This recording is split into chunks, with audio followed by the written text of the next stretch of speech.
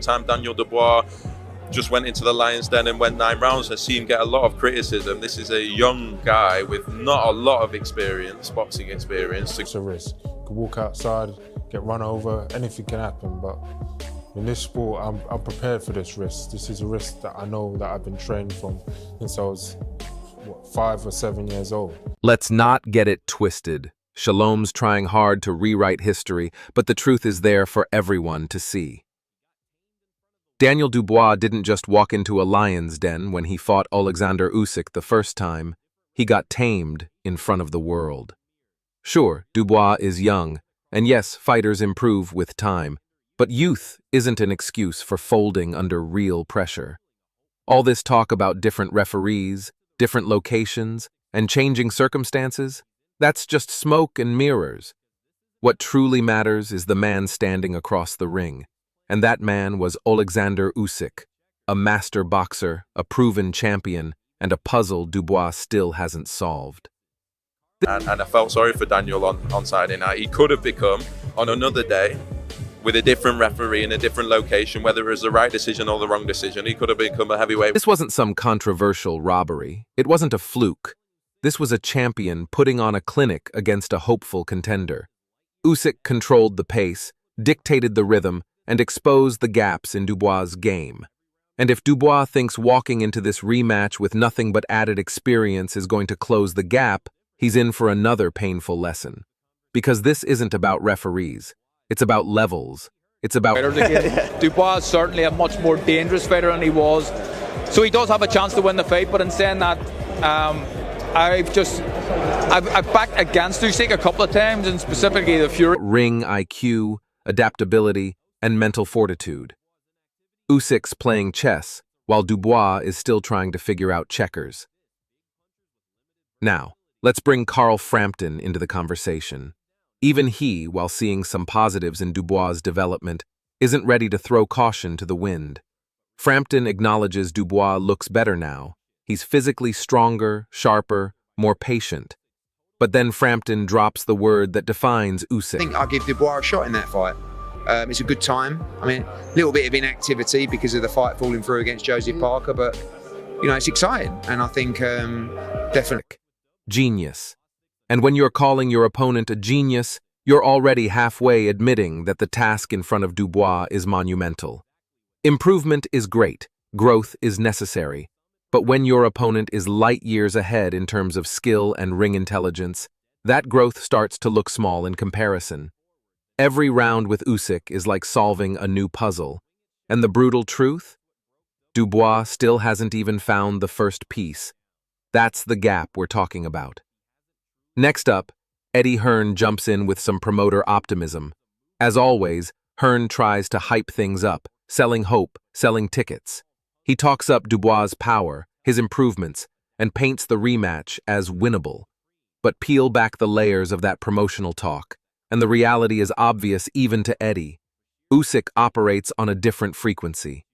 Inactivity for Usyk isn't an advantage for Dubois. It's a red flag waving for the wrong team. Usyk thrives against big punchers who are short on versatility. Fighters who come in looking for that one... Usyk is the consummate professional. All right? He's not going to be easy. I don't care how you come at him. He's a consummate professional. He's unique in that he'll bring the fight to you 1 minute, and then the next minute, he's moving and grooving. It's hard to catch up to it, you know? Perfect shot. Those are the ones Usyk breaks down systematically. While Hearn publicly claims Dubois has a shot, deep down he knows what's coming. Usyk dismantles styles, not just fighters. He neutralizes strengths and magnifies weaknesses. Sure, on paper it looks competitive, but in the ring, reality is ruthless. And if you thought that was cautious, Bashir Ali takes it a step further with a more grounded insider view. Bashir, who has worked closely with Dubois before, offers perhaps the most telling warning of all. He doesn't just praise Usyk, he labels him a nightmare, a consummate professional. That's not hype, that's experience talking. Bashir has seen both sides. He's been in Dubois's corner and knows exactly what Dubois is up against. Unpredictability, that's Usyk's deadliest weapon. One moment he's charging forward, overwhelming you with volume and pressure. The next, he's dancing out of range, making you miss wildly, swinging at shadows. That's exactly what broke Dubois in the first fight. This guy's a beast. He's a good fighter. He's a hard fighter to beat. And I think he'll learn from the mistakes he made in the first fight against Usyk, and it will give him a hard fight. Look, he has the tools to... He couldn't pin Usyk down, couldn't make him stand still long enough to land the kind of punches he needed. And if Dubois hasn't truly evolved, if he's just banking on being a stronger version of his old self, that same nightmare awaits him again. Most fighters have patterns. Usyk is a moving riddle. Dubois may come in stronger, more confident, but strength alone doesn't solve puzzles. Timing, intelligence, adaptability, those are the traits that rule at this level. And that's where Usyk continues to reign supreme. If your own former coach is saying this out loud, imagine how deep the problem really runs. Bashir summed it up best. Usyk doesn't let you get comfortable, doesn't let you breathe. And that's the reality Dubois will step into again on fight night.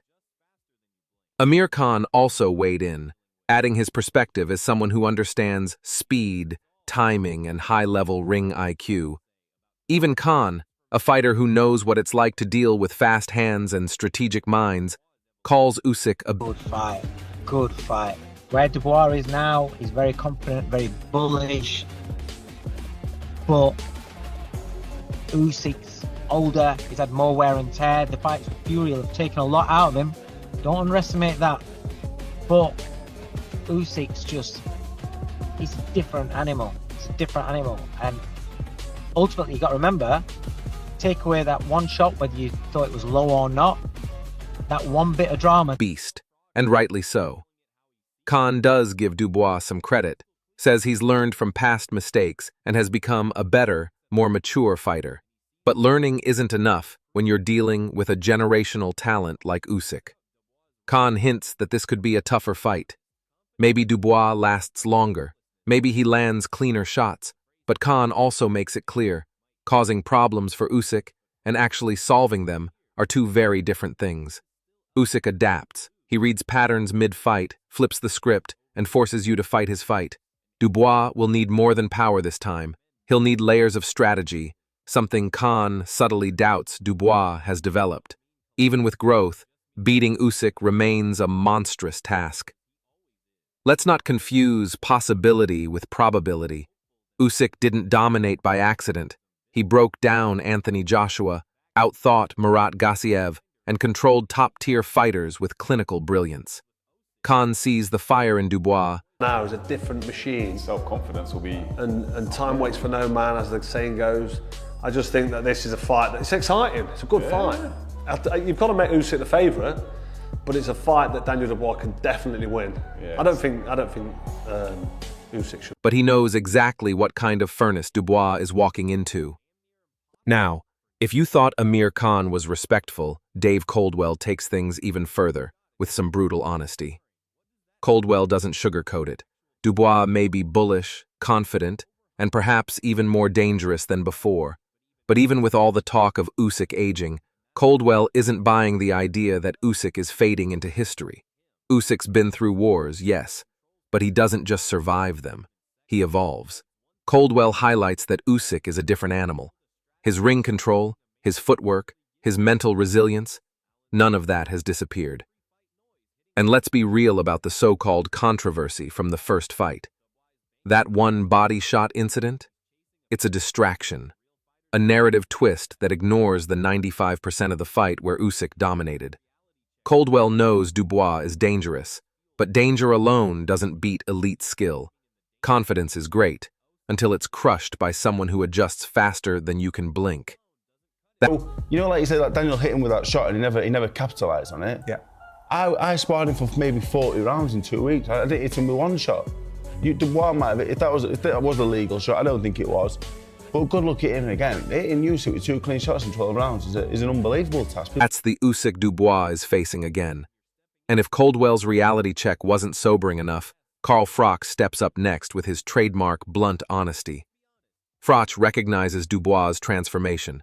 He tips his hat to the improvements, the renewed confidence, the extra layers Dubois seems to have added.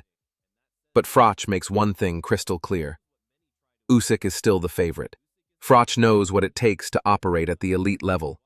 And even with Dubois' growth, the mountain in front of him hasn't shrunk. Froch highlights Dubois' rising self-belief, but warns that confidence without control becomes recklessness, especially against someone like Usyk. Froch even references the old saying, "Time waits for no man," acknowledging that age may eventually catch up with Usyk. But then, he shifts gears, emphasizing that brilliance doesn't vanish overnight, it adapts. And Usyk has always found a way to break men mentally before breaking them physically. Froch leaves a... And the belief he's going to have in himself at this moment in time is going to be through the roof. So maybe he's getting Usyk at the right time. You know, if I was a betting man, I wouldn't bet against Usyk, but I would not be surprised if Dubois pulls it off. Crack open for Dubois. But you can tell that crack is more symbolic than realistic. The feeling from Froch is more hopeful than genuinely confident. And just when you think there might be a sliver of belief for Dubois, Dave Allen slams it shut with a harsh reminder from personal experience. Allen has been in the trenches with Usyk. 40 rounds of sparring. Not one clean shot landed. Let that sink in. Allen, a tough and durable heavyweight, flat out says landing clean on Usyk is almost impossible. Forget theories. Forget highlight reels. If Allen couldn't land in all that time, what does that say about Dubois' actual chances over 12 rounds? People still cling to that one body shot from their first fight, but Allen questions its legitimacy too. Dubois couldn't follow it up because Usyk didn't let him. Usyk recovers fast, controls pace, and erases momentum in seconds. Landing one lucky shot is one thing. Building an entire winning strategy around it? That's a fantasy. Allen's words cut through all the promotional noise.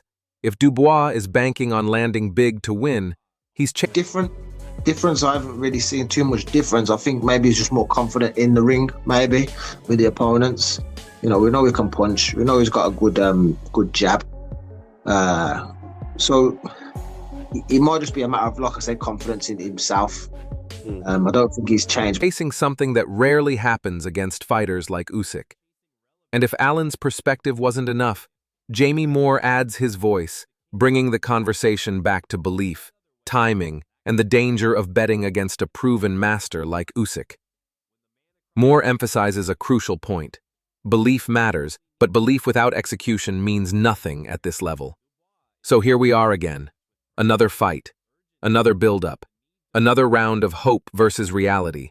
Dubois is stronger, smarter, and more experienced. But Usyk? He's still the champion, still the riddle no one solves easily, and still operating several steps ahead. And when the first bell rings, all the talk will fade. All that'll matter is who's on what level, and history already gave us that answer once. Master of angles, master of timing. That's Oleksandr Usyk in a nutshell. Sure, Daniel Dubois might feel like he's catching Usyk at the right time, talk about age, ring rust, or whatever narrative suits, but let's be real, that's pure wishful thinking. There's never a right time to fight Usyk.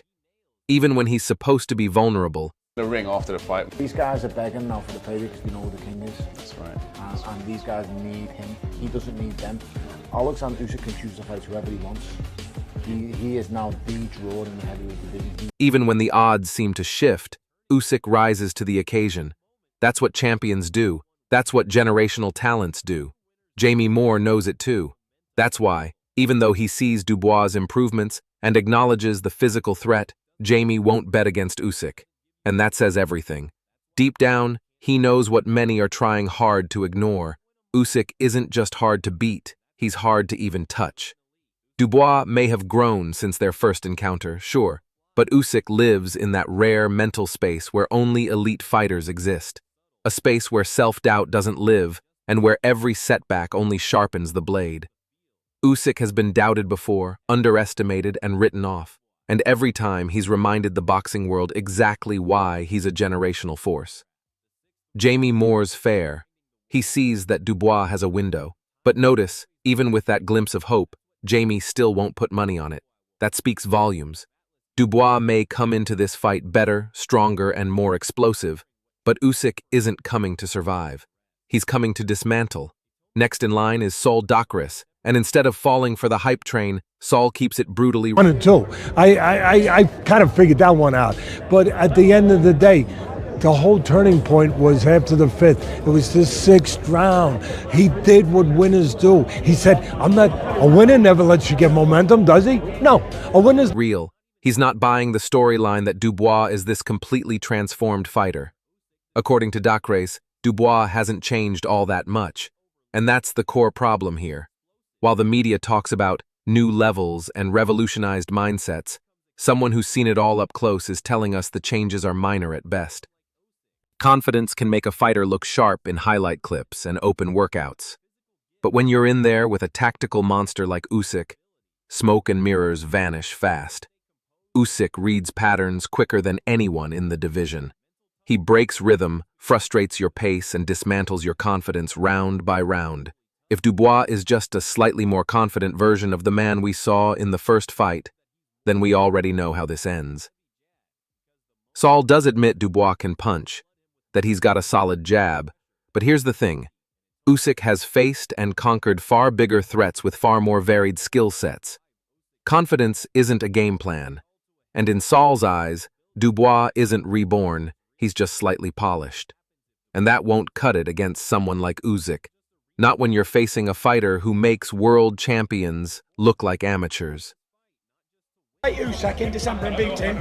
I'll reign all the belts I should never have lost, and then I'll fight the Dubois and take. Dakers isn't being disrespectful, he's just being realistic. And that realism echoes loudly. Dubois might believe in himself, but belief shatters quickly when every round feels like a trap. Usyk is the architect of that pressure. Every second you hesitate, he's flooding you with movement, angles, and volume. It's not just boxing. It's mental suffocation. Speaking of pressure, Tony Bellew doesn't waste any time reminding the world exactly who holds the real power in this division. Bellew doesn't sugarcoat it. Usyk runs the heavyweight division, full stop. Fighters like Dubois aren't chasing legacy right now. They're chasing relevance, and they're doing it by trying to attach their names to Usyk's greatness. Bellew spells it out clearly. Usyk is the king here. The one every contender needs, not the other way around. That kind of power isn't just financial, it's psychological. When the man across the ring knows you don't need him, but he desperately needs you, that changes everything about how the fight plays out. Dubois is entering this rematch with pressure, with urgency, and with something to prove. Usyk? He's walking in as the man who's already dethroned champions, already built an aura of invincibility, and already silenced doubters at every turn. Bellew knows that. He sees it. Usyk isn't just winning fights. He's shifting the entire balance of the division. He controls the tempo, the narrative, and the psychology of every build-up. And when you're fighting someone who doesn't fear losing, because his greatness is already defined, you're already fighting uphill. Dubois may be fighting for redemption, but Usyk is fighting to protect his kingdom. And kings don't slip when challengers come roaring, they silence them. Then comes Teddy Atlas with the cold, technical truth. When Teddy speaks, the boxing world listens. And here, he nails the essence of what separates Usyk from the pack. Atlas highlights the 6th round from their first fight, the moment that defined Usyk's brilliance. That wasn't just a turning point in the fight, that was Usyk reminding everyone why he's special.